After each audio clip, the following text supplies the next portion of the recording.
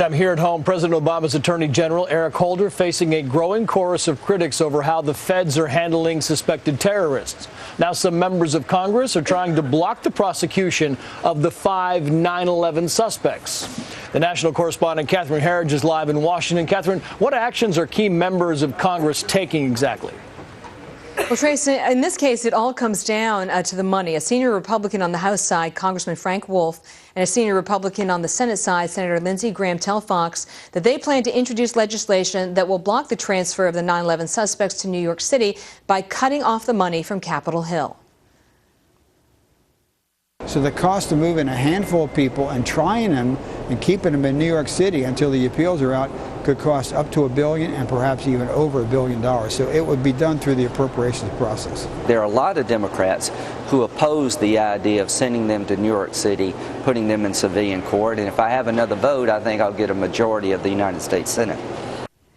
Senator Graham says this is about the larger issue of criminalizing the war, and the case of the alleged Christmas Day bomber, Graham says, shows the real problems the administration has created by Mirandizing the suspect and apparently forfeiting future intelligence about the real-time threat to the United States. What other pressures are lawmakers putting on the Attorney General, Catherine?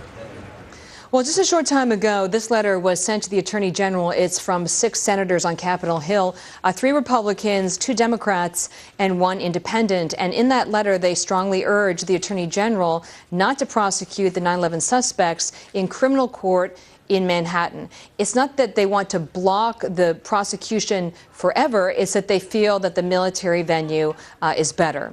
The letter reads in part, "We strongly urge you to reconsider your decision to try Khalid Sheikh Mohammed and the other alleged conspirators in the September 11th attacks in the United States District Court for the Southern District of New York." And a short time ago, my colleague Major Garrett asked at the White House briefing if there was a response from Robert Gibbs, and he essentially sent us over to the Justice Department. The Justice Department, which headquarters Eric Holder, if you will, has not responded to this letter thus far. But you can see two moves on Capitol Hill. One to urge the Attorney General to change his mind on the venue, and the second essentially to cut off the money so that the prosecution cannot go forward. Catherine Herridge live for us in Washington. Catherine, thank you. You're welcome.